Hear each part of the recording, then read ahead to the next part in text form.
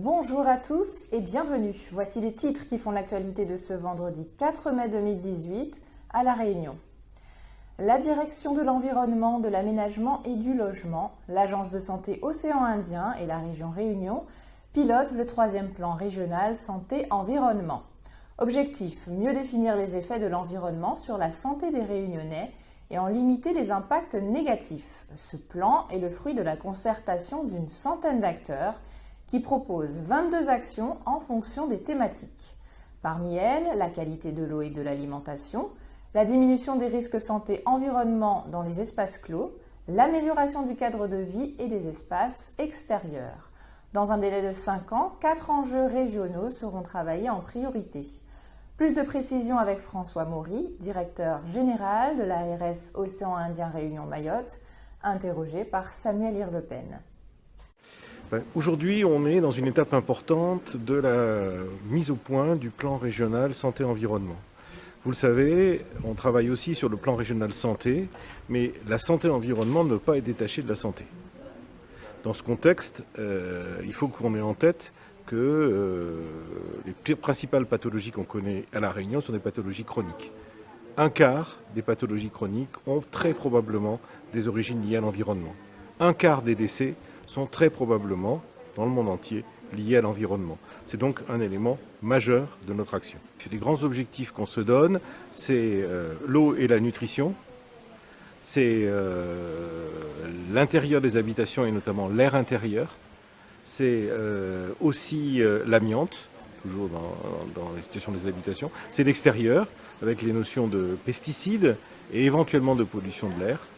Et c'est aussi 2 mouvements qui viennent animer ces 3 points. Premièrement, c'est de travailler avec le jeune public, parce que la santé des jeunes, c'est la santé de la population dans 10 à 20 ans, on pourra y revenir, et c'est le fait qu'il faut partager la culture. À partir du 1er janvier 2019, les impôts seront prélevés directement sur les payes des salariés, les retraites des retraités et les allocations de chômage des demandeurs d'emploi. Cette nouvelle approche met donc fin à la mensualisation des impôts. Ce sont les employeurs, les caisses de retraite ou Pôle emploi qui les prélèveront et les enverront aux impôts. Ils se substitueront donc aux collecteurs, jusqu'alors mission du service des impôts. Gilles Lepauder, responsable du pôle gestion fiscale à la Direction régionale des finances publiques de La Réunion, nous explique cette évolution. Ce prélèvement à la source prendra effet au 1er janvier 2019 et l'ensemble des taux seront calculés à partir des déclarations que les contribuables déposent en ce moment.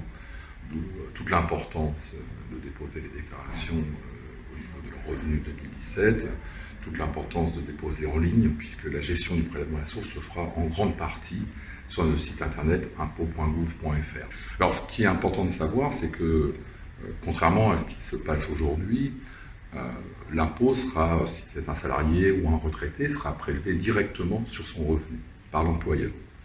Ça, c'était quelque chose de tout à fait nouveau, notamment pour un pays comme la France, où c'était plutôt un régime déclaratif avec des acomptes, soit des acomptes provisionnels, soit des mensualisations.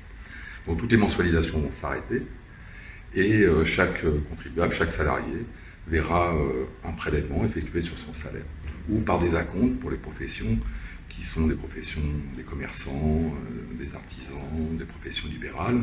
Et pour ceux qui ont des revenus fonciers, par exemple, ce sera aussi un acompte qui sera calculé par la direction des finances publiques et qui sera prélevé mensuellement sur le compte bancaire de chaque contribuable. Et il y aura néanmoins, l'année suivante, une déclaration de régularisation. Direction Sainte-Marie à présent, où une mère de famille a porté plainte ce jeudi contre la mairie, la CINOR et un prestataire de transport de l'intercommunalité. Comme tous les jours, la mère dépose sa fille à l'arrêt de bus de la CAF de Beauséjour et attend avec elle le bus scolaire qui la transporte vers l'école maternelle Le Village, sauf que ce jeudi, la fillette s'est endormie pendant le trajet. À 11h30, la maman reçoit un appel du prestataire engagé par la CINOR qui lui demande de venir récupérer son enfant au dépôt de la société à la Mare. C'est un mécanicien qui passait dans les environs qui a découvert la petite seule et endormie dans le bus. La mère leur reproche d'avoir complètement oublié sa petite durant plusieurs heures sans que quiconque ne s'en aperçoive. Et concernant le meurtre sauvage de Vanina perpétré dans la nuit de mercredi à jeudi à la convenance Sainte-Marie, l'auteur des coups de couteau, Marie Ridaï Mdala, devrait être déféré en début d'après-midi. Le corps de la jeune femme sera autopsié dans la journée. Et enfin, Huguette Bello et Erika Barège étaient convoqués devant le tribunal correctionnel ce jour pour violation de domicile et non pour violence, comme il avait été envisagé en premier lieu. Cependant, l'audience a été renvoyée au 14 septembre prochain afin d'étudier certains éléments du dossier.